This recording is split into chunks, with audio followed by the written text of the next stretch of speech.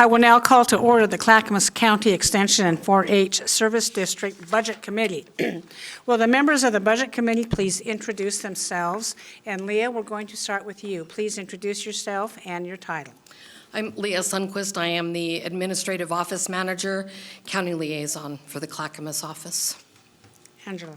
Hi, Angela Sandino, Regional Director for Extension in Clackamas County, Washington as well. Would you repeat that? Your mic was not on. Oh, I'm sorry. Angela Sandino, Regional Director for OSU Extension.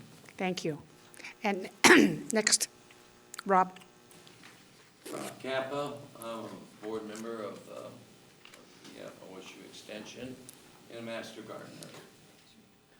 Committee members, the man back there is telling me that we need to speak directly into our microphones. Thank you. They didn't hear? I think you're okay. Okay. Hello, I'm Rob Guttridge. I am Vice Chair of the committee and this committee. Go ahead.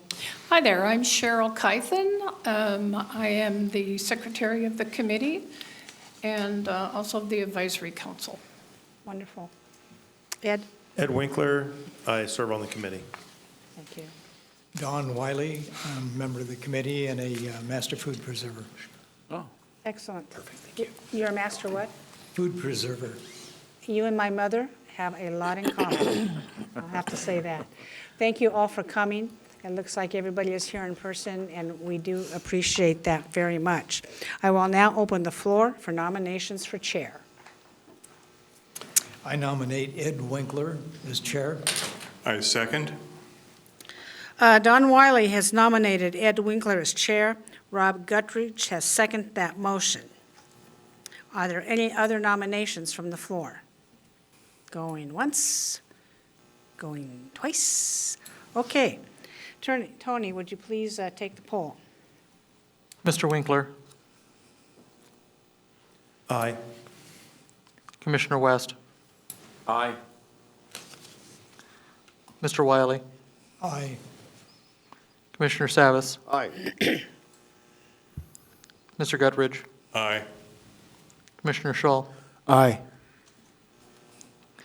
Ms. Keithen, Aye. Commissioner Schrader, Aye. Mr. Kappa, Aye. Chair Smith. Aye. Motion passes 10-0. I will remind the board that we have 10 voting members present.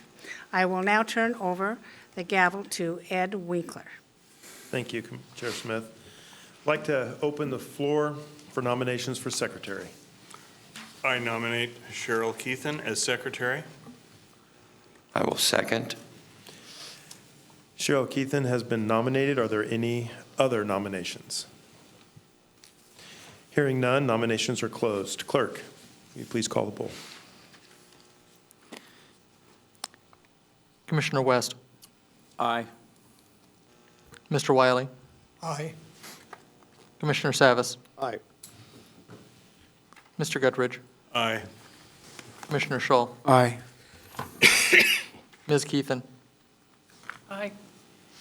Commissioner Schrader, Aye. Mr. Kappa, Aye. Chair Smith, Aye. Mr. Winkler. Aye. Chair, the result is 10-0.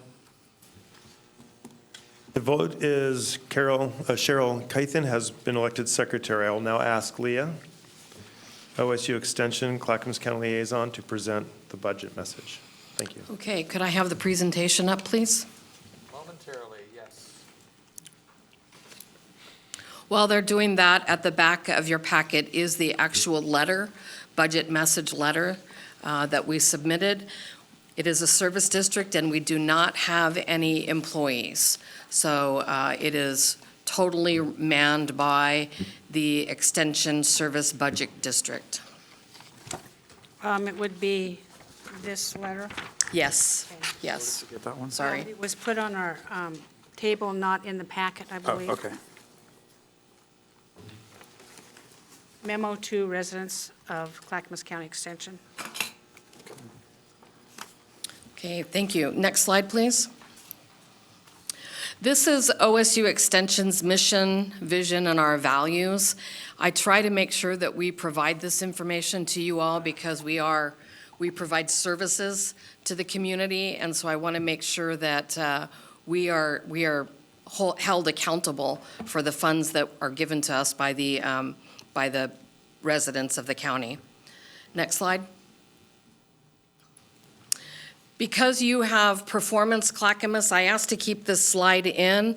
I try to make sure, along with my boss, the regional director, try to make sure that we keep our mission and our objectives and the things that we do aligned with your performance Clackamas.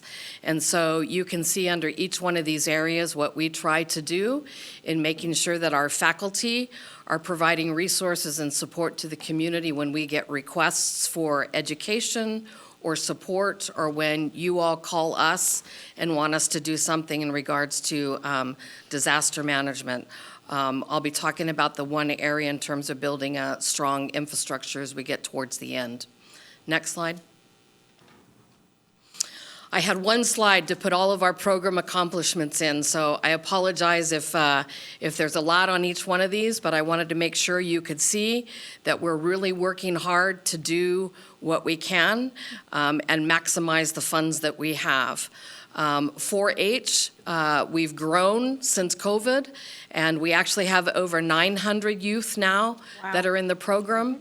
That's a combination of clubs as well as our individual youth that join, as well as our Hispanic programs that we're doing in Malala and Milwaukee, hoping to grow that a little bit more this next year. Ag and horticulture, our small farms program, is doing great. Heidi, who is a faculty member, she was here last year and answered some questions for you. We've been able to serve about 360 small-scale farms in the area. She's been doing a small farm school every year. Master gardeners are moving along. We are having to work on a new faculty member. OSU is working to hire that position. So we do have a gap right now with just our, I don't want to say just, our education program assistant who is working for Clackamas County, as long as the other two counties, they kind of are combined. We still keep our funds separate, but they maximize use of the volunteers. Family Community Health, as you heard, Dawn is a member of the Master Food Preservation. We do all kinds of other activities. SNAP Ed goes out and works in the schools, teaches healthy cooking, healthy meals. I just went to one of their Malala events where they had about 30 people who were there to learn about how to where is their food coming from, and are they getting what they need in the way of food security? Is WinCo too far? Does Safeway provide the resources that they need? And this was mostly for the Hispanic community. We had probably 40 people at that in attendance. Grow This is happening. We actually had a grant that our SNAP Ed did, and we now have garden areas that are out at Hopkins Demonstration Forest. And our SNAP Ed program has kids come on field trips. They go out to Hopkins. They do part of their time that is learning about gardening, planting things in the garden, and then they spend another time period going out into the forest with our forestry educator. So they've kind of combined the day between SNAP Ed, food security, and forestry outdoor resource education. And then forestry and natural resources, you can see we've had 109,000 seedlings that were distributed to about 85 landowners in this last year. We were able to execute our tree school in person this year. We had over 660 students that were involved in that. And then I have to make sure I don't neglect mentioning the first year we did a field day where forestry and people could register to go out and do different kinds of activities. Ponds for wildlife habitat. wildland and wildland fire and defensible space, really trying to work and focus with some of those woodland owners and community members who need to make sure that they're prepared for wildland fires, and then tree thinning and pruning. So our 2 forestry faculty are still getting out in the community working on some of that mitigation and recovery that's needed from the wildland fires 2+ years later. Next slide. Okay, going into our revenue and expenses, you can see on the left-hand side, 78% is our beginning fund balance, with about 20% over there in the left-hand side where it says taxes. That's other monies that are coming in that might be late or might be collected later on. And then we have a little bit of other revenue sources that come in. Over on the other side is our expenses. We are keeping our contingency at about 5%. We were at about 10% when I first came in 4 years ago, but we've done a really good job being able to manage our funds. And so we've reduced that to try to distribute more money for faculty to be able to use. You can see that the 82%, most of you know that 82% is reserved for future expenditures, and that is the money that's been saved for the potential new building, wherever that new building is going to be as we try to look at a new location. Special payments is the money that is sent to the university on a quarterly basis.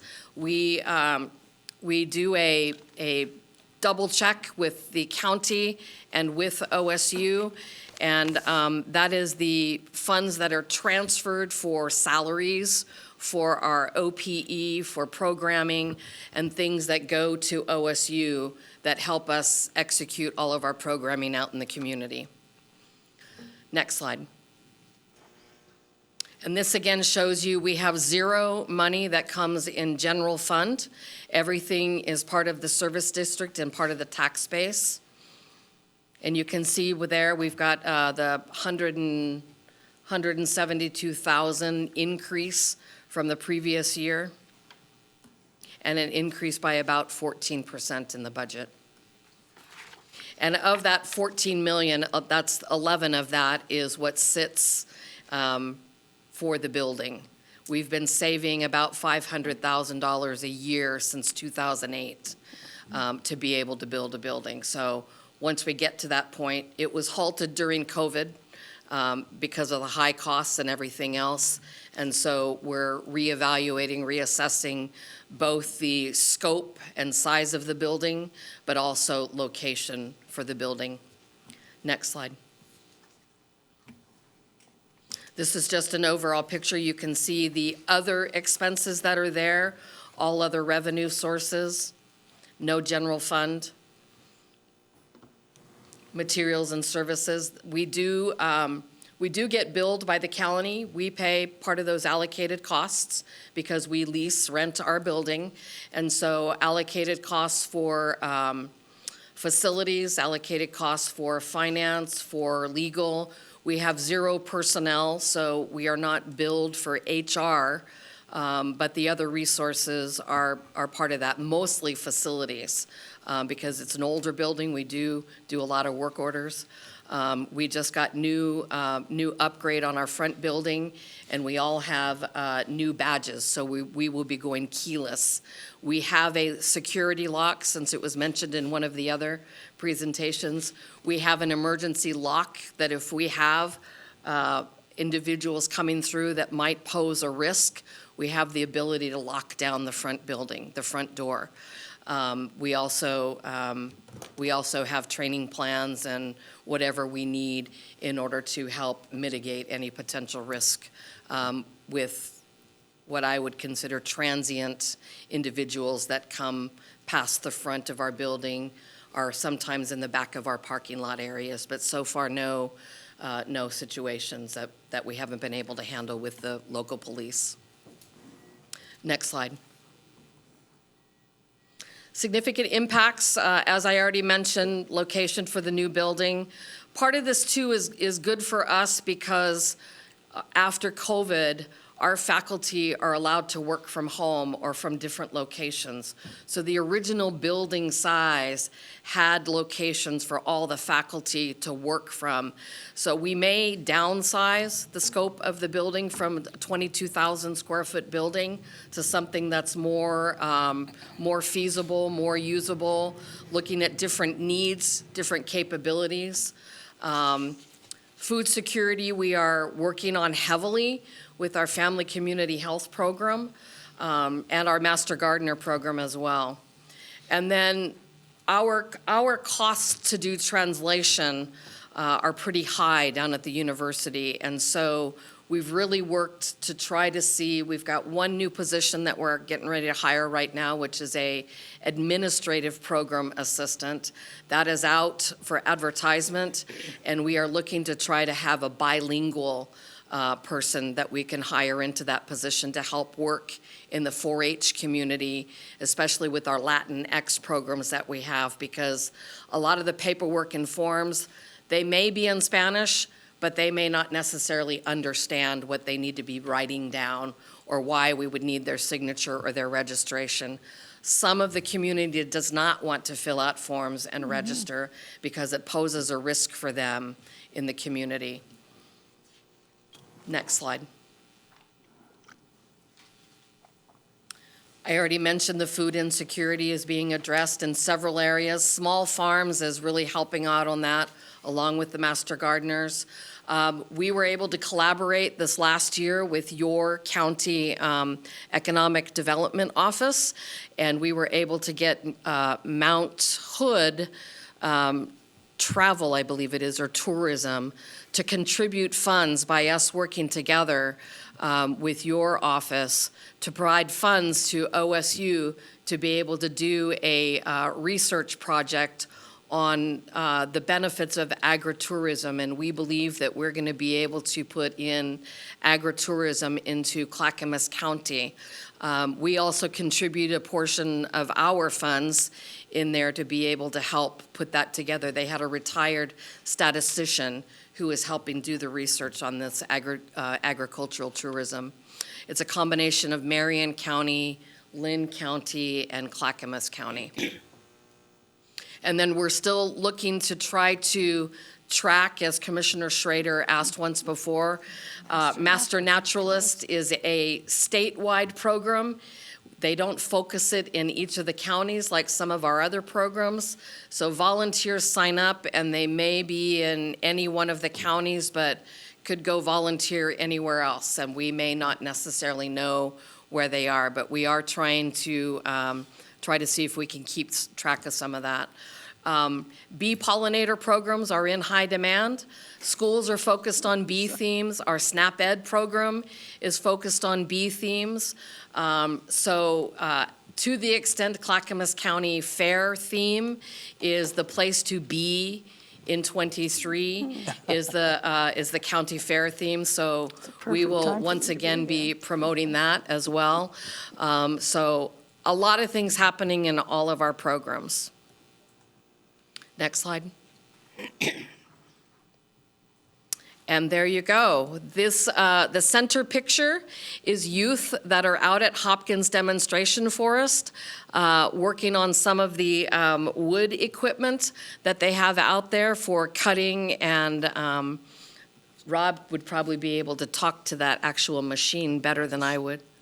That's a portable sawmill. Portable sawmill. There you go. And that's all I have, pending any questions. Thank you, Leah. Any questions from the committee? Chair Smith. Yeah, I'm a big fan of this program, and you're doing so much. It's wonderful. I appreciate you all so much, everything that you do. NRAC is also a great contributor, and we just love that. Look forward to the new building going up. We're making headway on that. Can't talk about that now. Just want to kind of lay that groundwork, Commissioners. And did you mention how many cents per thousand the tax rate is? It's 5 cents per thousand You did on the mention tax that. base. Yeah, Yeah, well, you I know, do have 5 that in cents, the letter. Yeah, at 5 cents, you were able to save almost $11 million for a new building. for anybody listening out there who says they don't have enough money, you're able to do it. And I just think that is incredible stewardship of the taxpayers' money. Thank you very much. Thank you, Chair Smith. Chairman, Commissioner Schrader. Oh, well, you really mentioned my two favorite programs, also the Master Melitologist program, which I haven't finished yet because of COVID.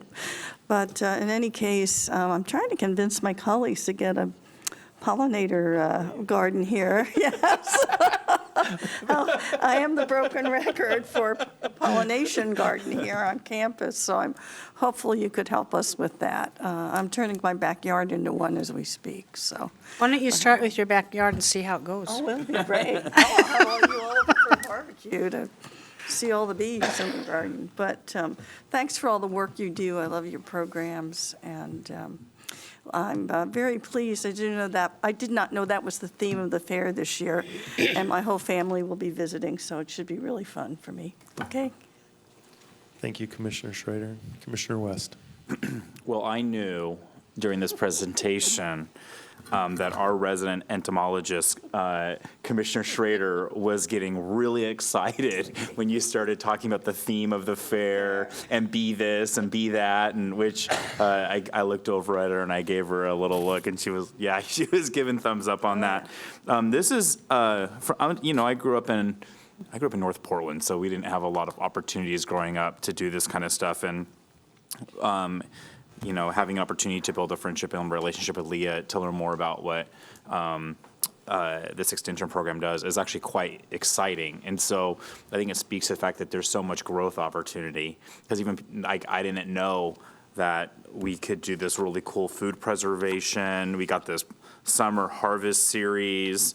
Your stuff is really great, basic forestry stuff.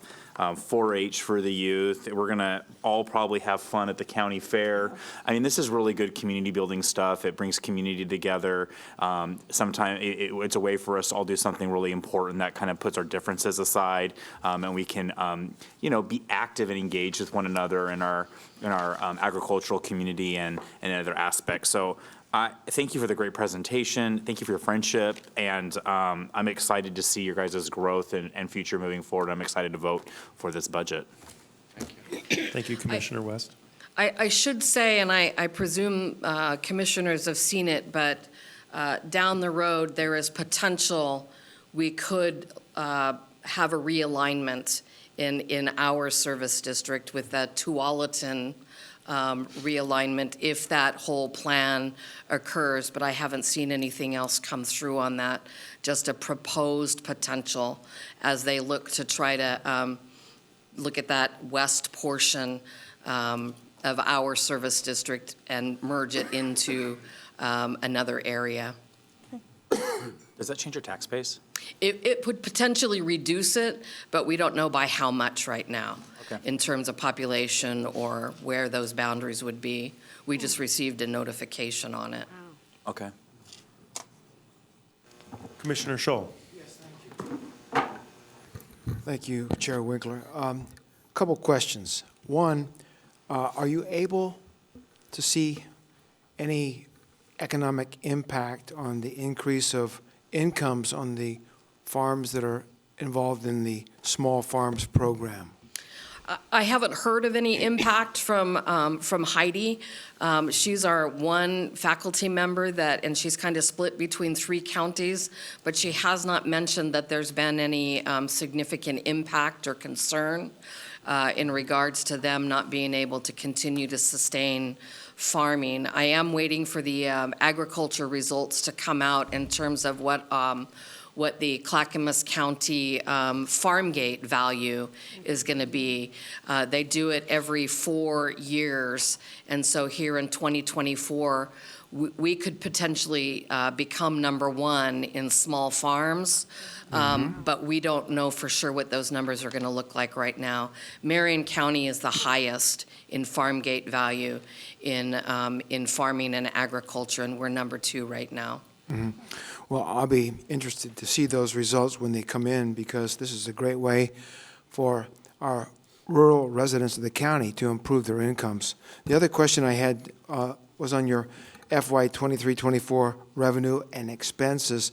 On the expenses, the portion regarding special payments, what's the legal basis for the special payment determination in the amount that you pay each year to the OSU?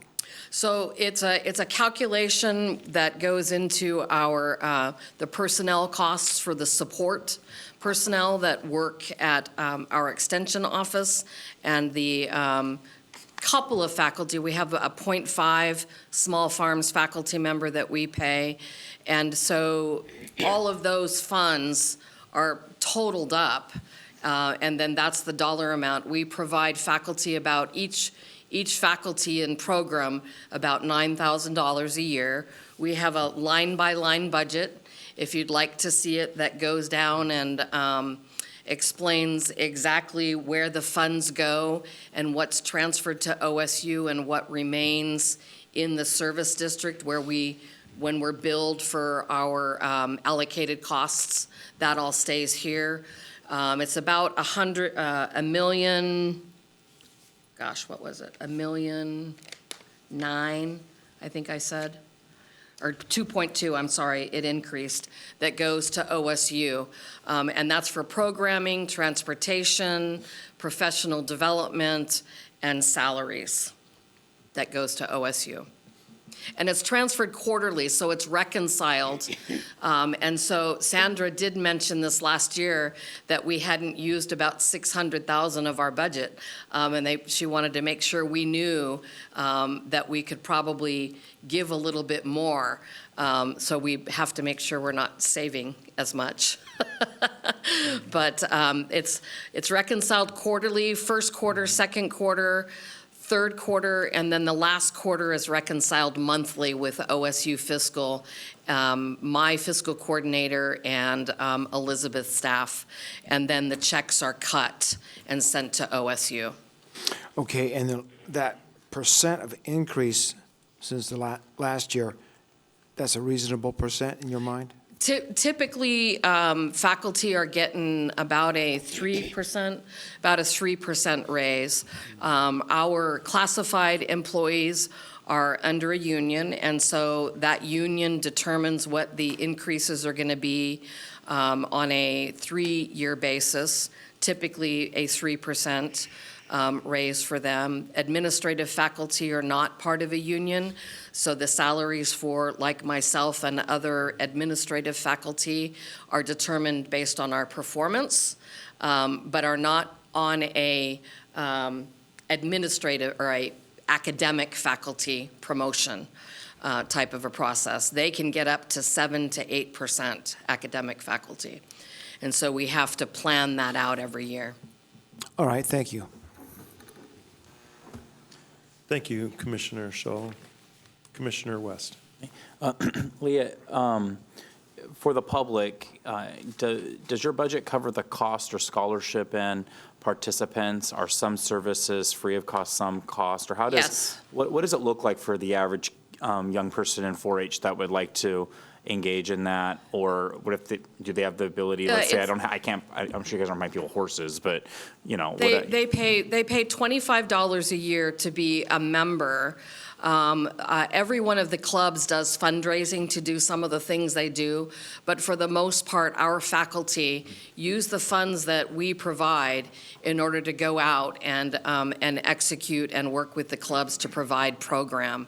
When the clubs raise money, it's because it's something else they want to do. Maybe they want to go and they want to participate in a off-site ARBA, American Rabbit Breeders Association type of a competition. That may cost them travel. It may cost them money to stay in a hotel. They do that on their own and put in a request to be able to do fundraising for that. But it's very minimal cost to the youth. And we do scholarships in the 4-H program. Master Gardener does scholarships. Their Master Gardener program is on a sliding scale.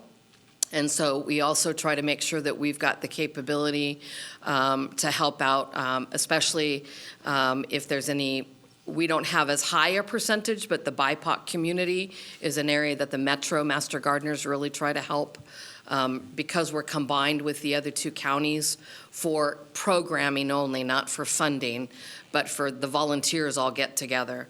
And the registrants receive a sliding scale Thank you. scholarship. Thank you, Commissioner West. I'll now open the meeting for public discussion. We'll start with those that are present, then we'll move to those on Zoom, if any. And if you are going to speak, we ask that you state your name, your area of residence, and limit your time to 3 minutes. And Tony, will you watch that time for us?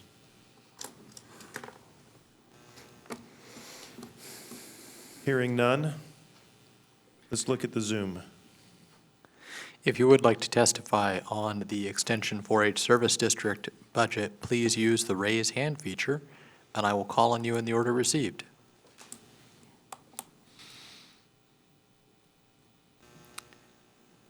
Mr. Chair, I do not have any hands raised at this time for public testimony.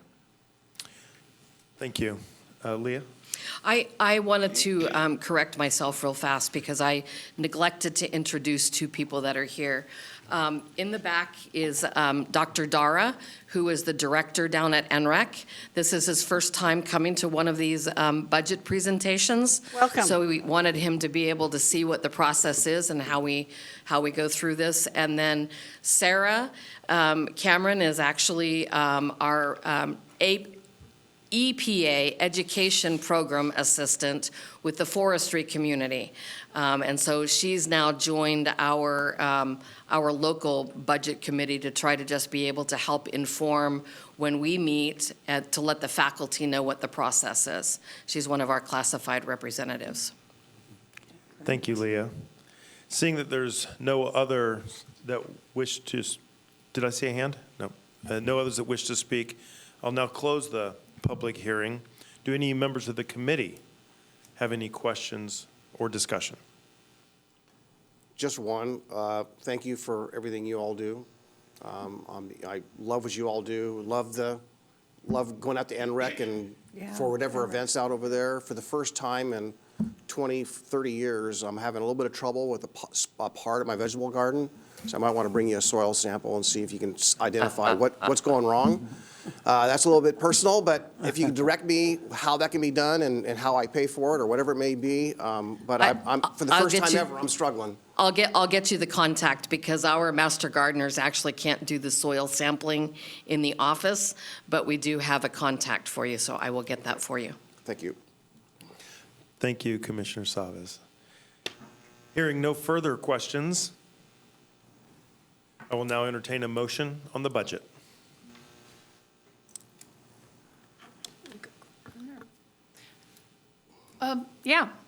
I move that the Clackamas County Extension and 4-H Service District Budget Committee approve the FY 23-24 budget in the amount of $14,112,341 as presented, with appropriations of $14,112, $341, and impose the district's maximum permanent tax rate of 0.05 cents per $1,000 of assessed value within district boundaries.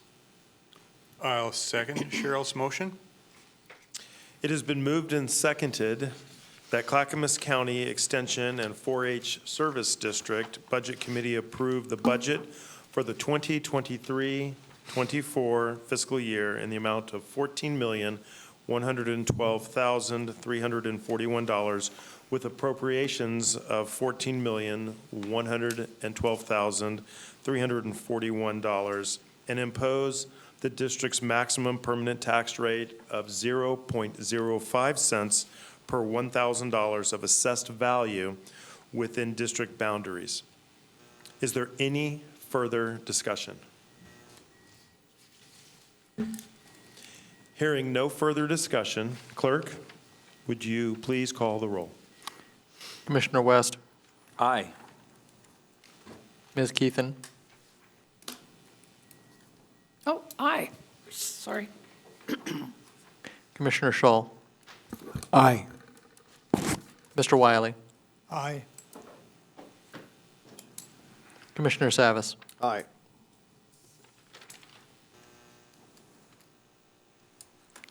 Mr. Kappa. Aye. Commissioner Schrader. Aye. Mr. Guttridge. Aye. Chair Smith. Aye. Chair Winkler. Aye. Chair, the result is 10-0.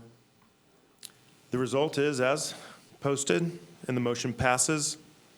Is there any further business before this committee? Hearing none, this committee is adjourned.